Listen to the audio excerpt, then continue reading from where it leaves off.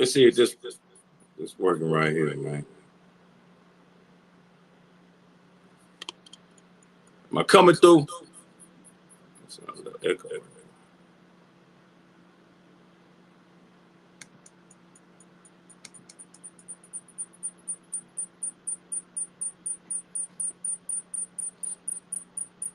Y'all hear me coming through? That shit sound crazy. That shit sounds crazy. Hold on.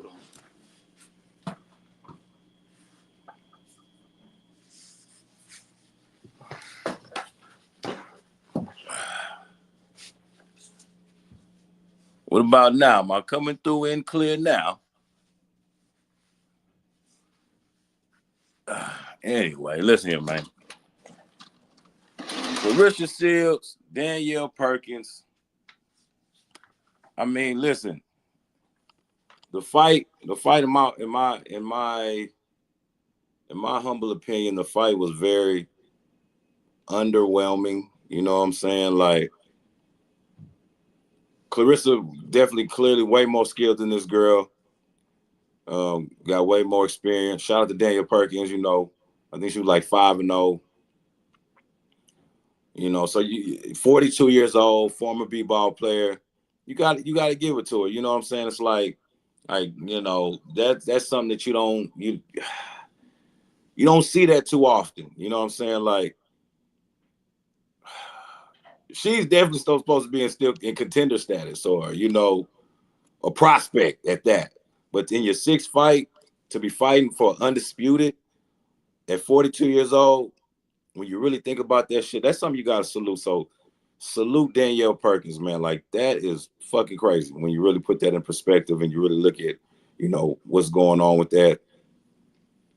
But Claressa, I don't know. I mean, she did what she was supposed to do. You know, she won the fight. She dropped her. I didn't think she was gonna get the big Amazon up out of there.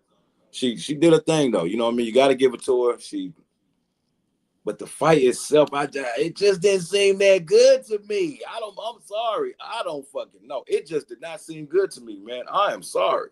Like, I was literally, especially the first couple rounds, I'm just wondering, like, what the fuck am I looking at? I didn't know. I was definitely confused. You know what I'm saying? I don't know how y'all felt. You know, drop in the comments, tell me how you felt about the fight, what y'all thought. But like, you know, you got to give it to Claressa Shields. She did her thing as far as, you know, achieving the goal and becoming, you know, the first person ever, not even female, just first person ever to be undisputed in 4 different weight classes. It's something that definitely should be revered. But, you know, when you look at the opponents and kind of the way she did it is what it is. You know what I mean? You could dispute it. You could talk about it. Some people might say you're hating, you know what I mean? But if you're really looking at the shit, it's like, come on, man. And for her to, you know, be undisputed in 4 different divisions, it kind of shows me that the competition level ain't really too deep over there, you know, as we probably already thought anyway. But we can, besides the fight, there was a lot of other shit going on around the fight that was kind of interesting as well. Namely Papoose. Shout out to Papoose, you know. According to Twitter, like my man, shout out my man stuff to give me this information, man. Papoose has been voted the most supportive nigga of all time. He's the most supportive nigga of all time. They gave it to Papoose. You know, shout out to him. He walked out Claressa. You know, the ring interest was cool. You know, it was. I mean, he did the Touch It remix, and then I don't even know what the other songs was he put together. It was you know, it was cool. I did appreciate that. I did like it, you know, but I don't know. I don't know, man. You know what I'm saying? I'm looking at certain shit and I'm just like, I don't know. You know, like Remy Ma, you really can't just get on Papoose like that, because, you know, like Remy out here looking crazy, playing dirty too. letting this freestyle dude talk crazy and confessing her love to the dude, and she's still married to Pep, and or they not, or they about to. I don't fucking know, but it just looks messy. It looks crazy, and it's ugly. I mean, they got a kid and shit. It's a bad look. It's just making niggas look bad, like unorganized. Like we don't know how to do shit. You know what I'm saying? Like if you ain't with this girl, man, divorce this girl, man, finalize this shit so you can, do your thing. Cause y'all playing around. It's just it don't look good. And I don't know the full, what the technicalities of whatever they got going on. Don't really care to know, but it's really just it's crazy, man. I can't lie to you. It's fucking crazy. I don't even. Damn. Now, I don't know if y'all saw the undercard. That undercard, it was okay. The co-main, probably the worst fight I've ever seen in my life. I'm not gonna lie to you. Those two dudes, don't know where they found those guys at. Don't know if those are cousins or distant relatives or just some dudes that out in Flint that was just trying to get it on. Them tackling each other outside the ring was insane. It was crazy. I think dude went through the table like it was WWE, man. You know what I'm saying? So that was crazy to me. You know what I mean? That was definitely insane. Hold on just a second. Let me bring my guy up here real quick.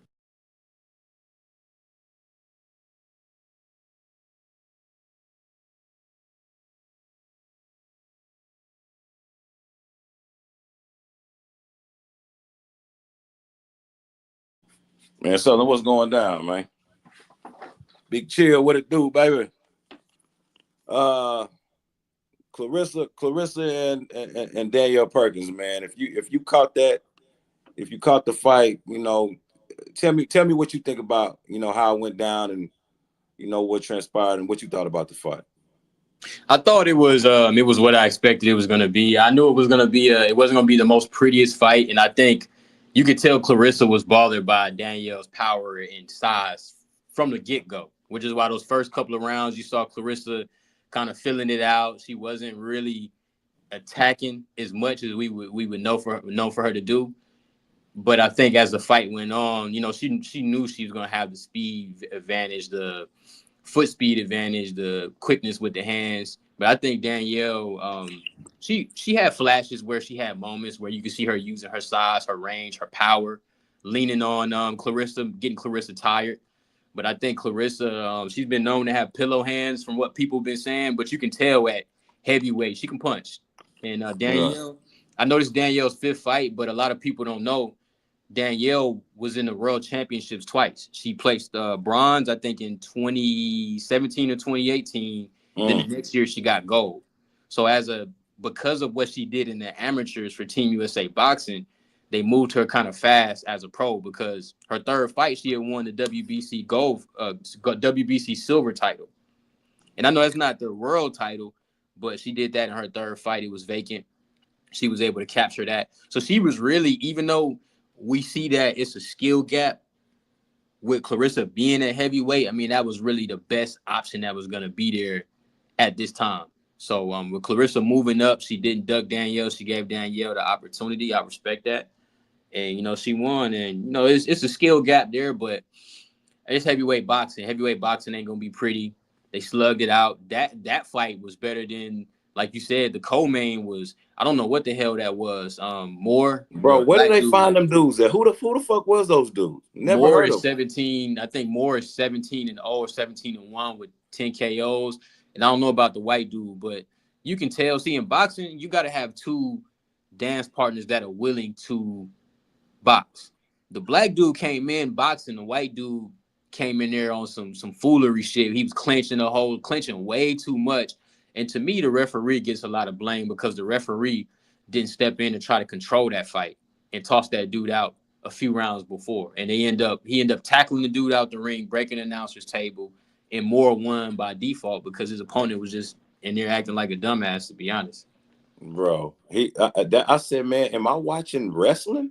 Bro, the dude went straight through the tape like it was crazy. I didn't even understand. Like I'm like, bro, who does this in a boxing match? A ref Why are you waiting so long to break these dudes up for the fact that they, to the point where they go through the damn ropes and fall in the announcer's table? Like, what the hell is we doing? Like, what are we doing, man? I feel like, I don't know, maybe they were so focused on Claressa and the Danielle fight that they didn't even look at the quality of fighters that they brought in on the undercard. You know what I mean? That could be a thing. Maybe not. Maybe so. I don't know. But I know them two dudes on that co-main event with my boy Bubba Duck, trash. Like, that shit was trash. Like, that was absolute shit. Now, so tell me what you think about the support or that the support of Papoose. How do you feel about Pap being supportive of Remy? No, it's not Remy, of Claressa. And I mean, what did you feel about that? I thought it was dope, actually. And the reason why I think it was dope is because, like, if I'm in a situation and let's say I'm a rapper or something like that, and my girl, she does something where she is gonna need somebody to perform. It's dope that she was like, you know what, I'm gonna have Papoose perform at, her guy perform at one of her biggest fights of her career. I thought that was dope that they were, that she did that, and she was saying he actually surprised her at the weigh-in. She didn't know he was gonna come to the weigh-in. So Papoose, I think it's cool. I know it's a lot of drama going on with him and Remy, but I feel like it was kind of unfair for Remy to try to pop out and shame Papoose with releasing the text messages when Papoose been quiet these whole 2.5, 3 years that she been messing with Easy the Block Captain. So for Papoose to come out and now he's in a situation where he's been happy and they say he's been with Claressa for some time now. It just hasn't been public. Papoose been moving cool. He ain't been trying to make it no issue. So I think it was cool. At the end of the day, he showed up. He supported his girl. Like, if a nigga fuck with his girl for real, he gonna support her. And if she fuck with him, she gonna support him. And I think that was a good supportive moment at one of her biggest fights of her career. Yeah, I mean, you gotta let her, you gotta let her support it. It was good to see, you know, just what especially with a fighter of Claressa Shields' magnitude, her being such a high profile athlete, just to be in the middle of some dumb shit like that, some bullshit. You know what I'm saying? Wish it could be a little cleaner. It would make a little more sense. I know yesterday I was kind of getting on there, like, as far as like, who the fuck is your PR team? Like, what y'all doing? What y'all doing over there? Like, who's talking to who? Like, what is the meetings like? What are y'all saying in these meetings? Or if y'all even having the motherfuckers, like, it don't seem to be that way, because there's no way, we're calling this girl the greatest of all time and stuff like that. And she really, if you look at it, and it depends on how you look at it. Some people look at it like she's just moving like a thought, like it's just, regular little side piece, you know what I'm saying? Like, crazy. But once you dig deeper into it and you kind of see what's going on with Pap and Remy and not really fully understanding what that is, and she's rolling with this other not freestyle guy, but battle rapping nigga that just be talking crazy and looking lame. You kind of understand why he's doing what he's doing, and man, maybe you might even sympathize with the shit. You know what I'm saying? So that, that kind of, I don't really know how to feel for real. Like, Claressa's a black woman, so you know what I'm saying. Like, naturally, you want to be like, hey, that's homie. I'm fucking, you know what I'm saying. Like, hey, she one of us, man. You know what I mean? But then I'm be saying some shit. I'm just like, hey, yo, whoa, yeah, you got to slow down, mama. That's you moving kind of crazy. You know what I'm saying? But I mean, she young. It is what it is. She living her life. You can't really, whatever. You know what I mean? At some stage and some time in her life, maturity will set in. She might not like what she's doing right now. Maybe she might. She might say, nigga, I don't know what you talking about, nigga. I'm living, hoe ass, nigga. Shut up. Cool, whatever. It is what it is. You know what I mean? Don't want to just harp on that too much or stay on that too long. Because it was actually a crazy weekend of boxing. We also had Dave Morrell and David Benavidez which was an excellent fight, lived up to the hype. I was Team Benavidez the whole time. I've been rocking with Benavidez for a long time, but I actually gained a ton of fucking respect for David Morrell because that Cuban dude came and he fought his ass off, man. He I always thought he was skilled, right? I never thought he wasn't skilled, but he showed me some shit like, bro, he still toe to toe with my nigga Benavidez, and I'm literally looking at Morrell, and I'm saying in my head, if David Morrell actually goes back down to 168 pounds, he'll whoop all of them dudes. Like, I don't think it's a dude at 68 that could fuck with him at all, not even close. Like, I feel like he takes all those guys, he wipes them.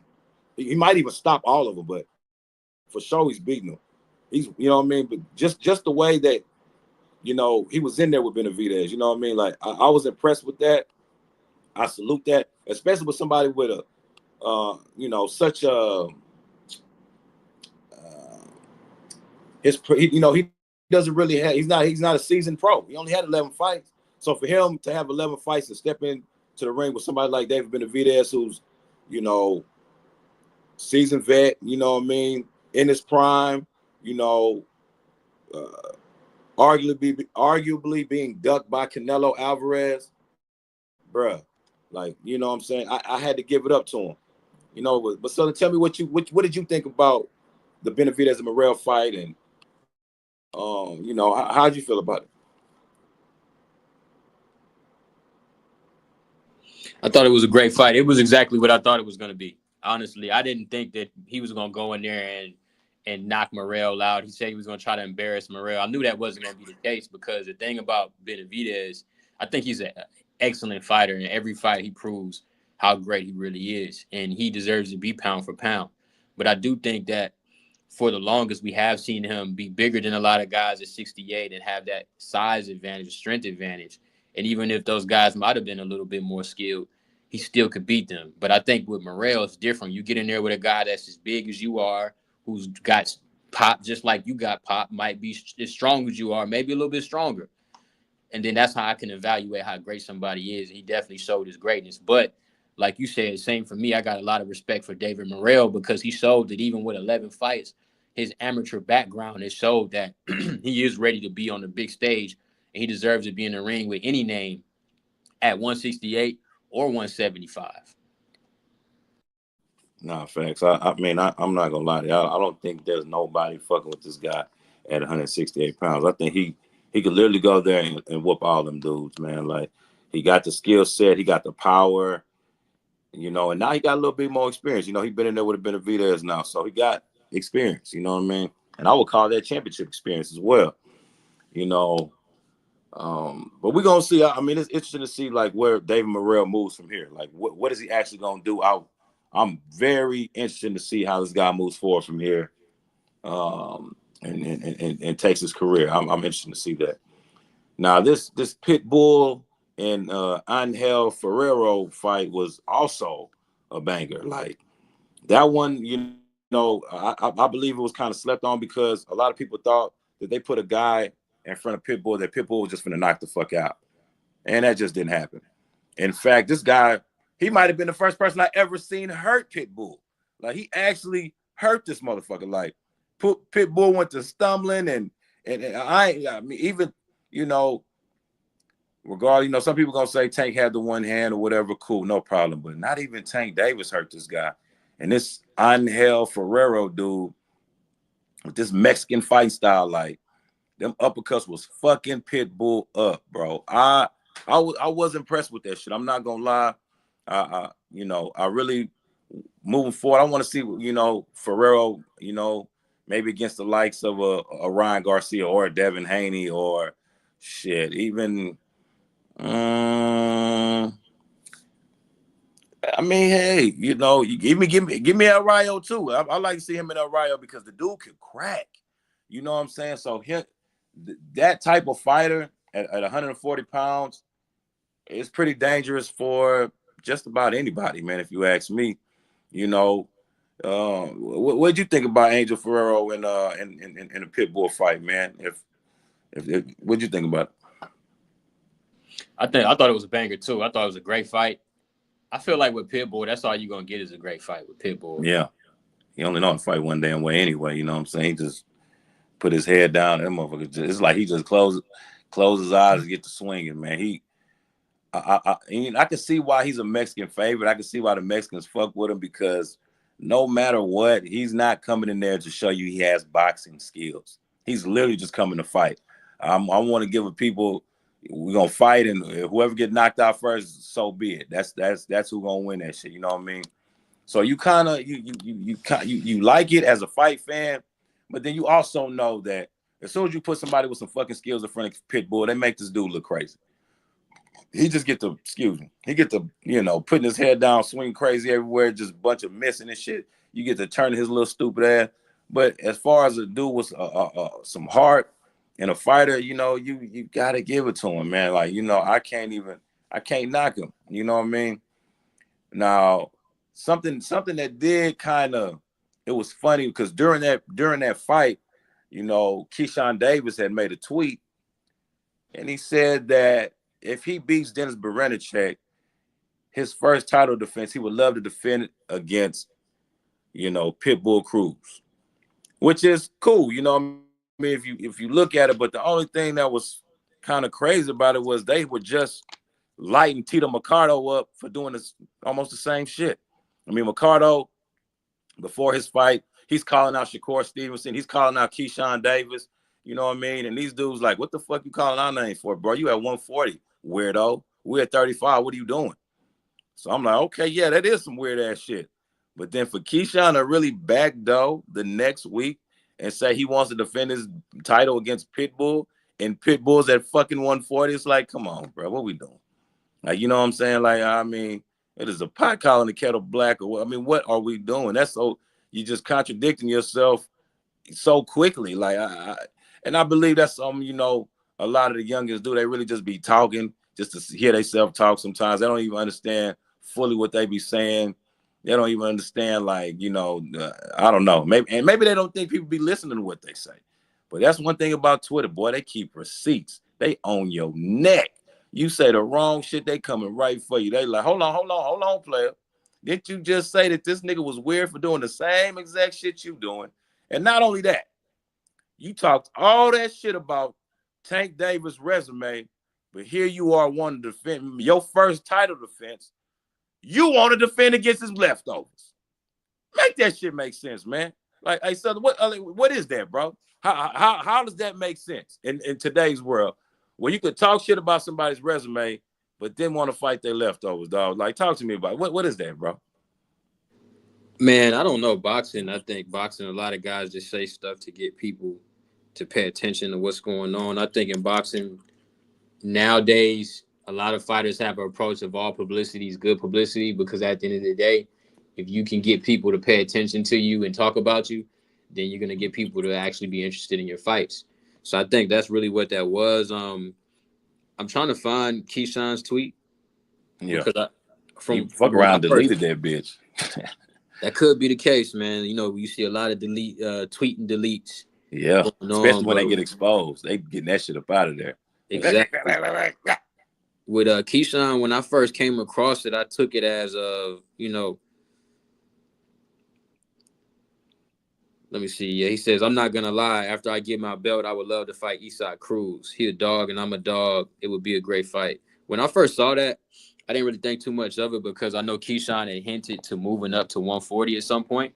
Right. I feel like but hold on, Southern. He's talking about defending a belt, not a 140 strap. He's talking about the 35 belt. But go ahead. He technically didn't say he wanted to put it up on the line against Pitbull. He said he just wanted to fight Pitbull. So I don't know if he means that after I get my belt, become a world champion and put that under my resume, then move up to 140, I want Pitbull. So, I mean, I have to see what happens specifically because he didn't get too specific in his tweet. Now, I feel like if we look at it from the angle that you're looking at it from, where he's saying, hey, I want to defend it against Isaac Cruz, then I would definitely disagree with him getting on another guy at 140 calling out 35-pounders when you're a 35-pounder trying to bring a guy down, if that's what he's trying to do. Now, if we look at it from a different angle where he's saying, I would just love to fight him one day, and Keyshawn recently did talk about wanting to move up to 140, that he wouldn't stay at 35 for a long time, too much longer, then I do think that would be a fight that I would like to see, because I would like to see how he would deal with that pressure. We saw how he got Lamos out of there, but I do think Pitbull is a little bit more sharper and tougher than Lamos. So that I think it would be a good fight if we see that 40. I ain't gonna lie, I do too. I love to see Pitbull and Keyshawn, because one thing about it, if Keyshawn can get that fool up out of there, that is definitely gonna be alarming, and motherfuckers gonna be calling for him to fight Tank immediately. Immediately, because one, we never seen Pitbull. This is my first time seeing him hurt this past weekend. We ain't seen him drop, and we definitely ain't seen him knocked down or out.